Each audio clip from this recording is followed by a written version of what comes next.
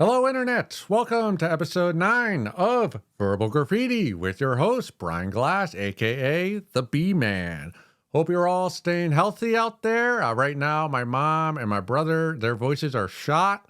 So I think I'm able to speak because I take, what do I take? I take 5,000 IU of vitamin D every day.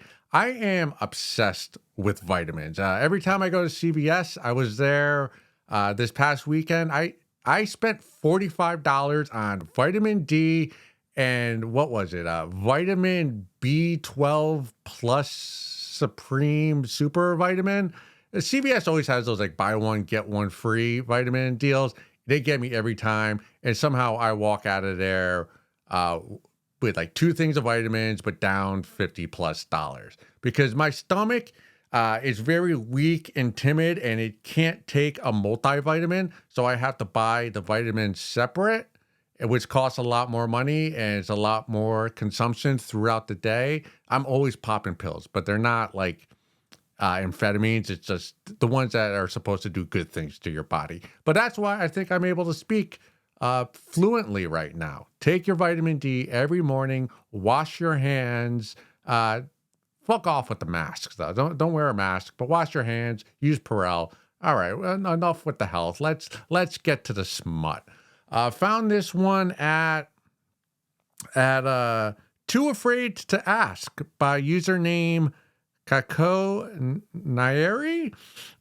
This is why I hate hosting comedy shows, because unless you have the most basic bitch Anglo-Saxon name, I butcher every name. If it's more than 3 syllables, I'll stumble over it like a whatever the stupid analogy would be. Speed bump. Brian, let's get to the thing. Am I weird? Love and dating. As a man, am I weird for finding women with scars on their body or a small or simple burn mark attractive? If it's on their face, she becomes 10x more attractive. Well, I'm not going to speak to girls because this show is for adults only, but for women, yeah, you're a weirdo. You are a freak. That is a legit kink, a super weird kink, but we're not going to shame you here at Verbal Graffiti. You shouldn't have to go to Too Afraid to Ask subreddit. Come here to Verbal Graffiti. Immediately, I have visions in my head of what you find attractive, and that is like the female version of Omar from The Wire, slowly walking down a street in his trench coat in Baltimore, holding a shotgun, telling everybody in town, hey, if you come at the king, you best not miss. But you want like the sexy female version of that with the huge scar down the middle of your face. If you watch that show, you know what I'm talking about. Omar had like a real scar that went down the middle of his face. I'm not really sure where he got it from, but basically, yeah, you're looking for the type of lady who, like, I don't think this actually happens, but you want the C-section scar like on the face. So some baby who they sucked it out through the face and now there's a huge scar on the forehead. I don't think you're going to find that, but hey, good for you. I think like little scars on the body can be sexy. Like if you ever had a girlfriend or babe you've been with who maybe like she had her ACL torn up in high school playing basketball or lacrosse, or like had a scar on her elbow from surgery, and like you're kissing that while you're like having sex, like that's making love. That's intimacy. That's what we're about here at Verbal Graffiti. Good for you. But if you're watching like horror movies and to find like women with fake scars on their face, that's where you go from intimacy to super freak kink. Again, we're not shaming you for that, but yeah, you're a weirdo. I say embrace it. I have a friend who he has like half of his face has like 3rd-degree burn marks on it. And at first, when I first met him, it was a bit jarring, but very quickly, like, once I got to know him, I don't even notice the scars. The same thing with like, someone with different skin tone or or what their hair's done a little differently. Like once you get past the whoa the shock of it, like, you hardly even notice it. So unless you're just looking for like one night stands with huge scars, I don't even know if that kink will last more than a few weeks. The big question I do have though is like how far are you willing to go for your kink to find a babe with a huge scar or imperfection on her face? Like if you have a girlfriend, let's say you have a girlfriend for this example, and like you tell your babe like, hey, I was on eBay and I just bought a Mongolian handcrafted 3,000-year-old machete for $7,000. Will you let me nip a piece of your cheek off for my kink? And if your lady, like if she come backs at you and says, no, I'm not willing to do that for you in your kink. If I were to judge, I would side with your lady in that dispute. I will say though, if you're going out to bars to find a lady who has a pre-sliced face, I'm all for that. I will be your wingman. Like you can take the sliced face, I'll take the flawless face, even if she's chubby, because the B-man, I'll take all comers. I don't have many babes coming at me. So if you're chubby with a flawless face, I'll take her, and you could take the one with the hot body, but the Freddy Krueger, Omar female version face. That's a weird kink to have, man. But good luck finding those pre-sliced faces. All right, let's go to a segment. Now? No. Now. This is a PSA for anyone thinking of committing suicide. Can you please not do so on the tracks? Millions of us in the rat race still rely on public transit to get to our office on time. And for you to jump on the tracks and cause a 45-minute delay while the MTA is forced to scrape remnants of your internal organs off the rails, quite frankly, is rude.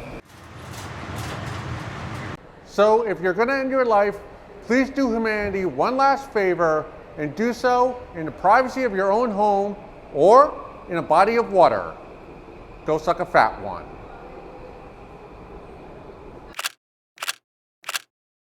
I'm noticing that I wear a lot of pink. I don't know. I like pink. I look good in it, or at least I feel confident in it. So that's all that's important. Okay, and with that out of the way, this one is long. I kind of think it's a shit post, but it made me giggle and it spoke to me. Afterwards, you'll understand why, because we'll hash it out. We'll play ping pong. We'll go back, forth with it, and we'll try to come up with some solutions. This one comes from the subreddit Copy Pasta by username Mental Deal 8027. I was a world-class panty thief in high school. Our confessions. Oh my. Back when I was a wee little fellow, just a horny ball of blubber and awkwardness, I fell into an age-old tradition of stealing panties. It started with my best friend, neighbor's sister. Then I found a dozen pairs in some piles of discarded clothing some dirtbag dumped near my home. That was the true meaning of addiction and fetish. Those panties became my sexual world of pleasure, imagination, and secrecy. Over the next years, I became the expert panty hunter. I had rules, a code of honor. Never get caught, and never from immediate family members. Okay. It worked well for me, as I must confess. I had one house I used to sneak up on and steal panties off the line for years. Just perfect place to get the panties with no risk of exposure. Whenever a friend's home, I would always try to find a way to get into their laundry area or their mom or sister's rooms. I preferred dirty panties, of course, but clean did suffice. I probably got a good dozen from in one-off home operations. Then I had a friend who used to pick me up to drive around and get coffee. I'd always go to her basement to use the bathroom where her laundry was. I took at least a half dozen or more from her alone. I even once wore her panties when I met her and she had no idea. Ooh, baby. Once in my freshman year of college, I even cleaned a dormitory blind, sleeping over my friend's dorm, and during the night, going from floor to floor, checking each laundry room. I got at least 15 knickers that night. I had so many panties at some point, maybe 40, 50 at a time. I even threw my first collection away. No, don't do that. Then rebuilt another one before throwing it away again. It was a good run being the expert I was. Eventually, I got bored caring for these treasure trove of stolen lingerie and moved on to more mundane habits. You know, typical story. Guy peaks in high school.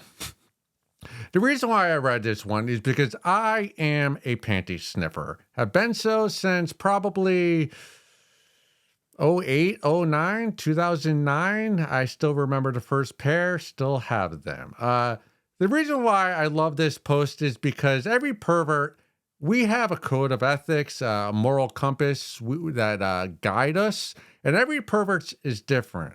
For me, when I'm sniffing panties, I will only sniff the undies of a babe I've been intimate with.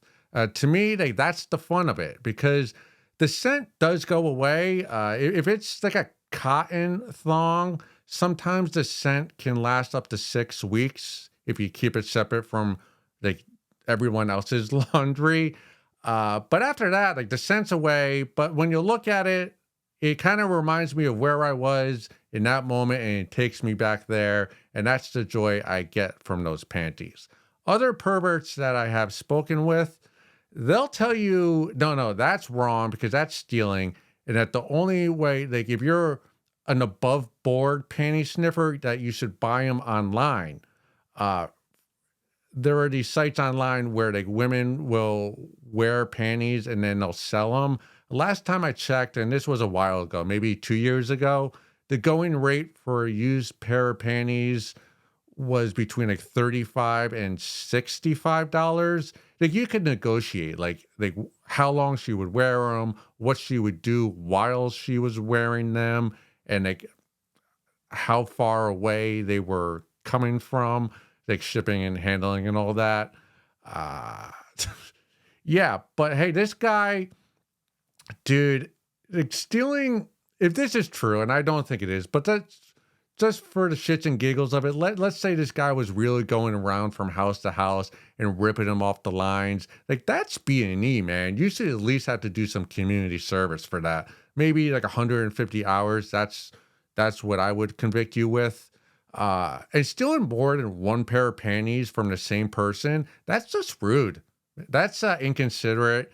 You should get like 3 lashes on the hand for that, because you know, underwear is expensive. And if you're taking more than one pair from the same person, you're just being selfish and inconsiderate of that person. The only time I think, again, this is me being a panty sniffer, these are my code of ethics. If I'm going to steal a second pair of panties from the same babe, it's because they're more skimpier than the first pair I took, and I'll give her the first pair back. So it's only one pair of panties per lady that I am stealing as the panty sniffer. This guy, he peaked in high school. Now he's doing mundane habits. I kind of feel bad for him because I'm not going to give all my techniques of how to get the panties from the ladies I've been with, or that maybe you'll get with in the future. But yeah, sometimes that's more fun than actual sex that I have with the babe. Stealing and sniffing her panties. Ooh boy, this is a fun one. Is there anything else I should say about this guy? I'm sure he got kicked out of his dorms. If you're going from floor to floor stealing people underwear from people's laundry, like you're going to get caught. I'm sure he did, and that's why he stopped. Again, I think that was a complete bullshit story, but it spoke to me. So what do you think? Panty sniffing, yes or no? Let me know down in the comments. Till next time, go suck a fat one.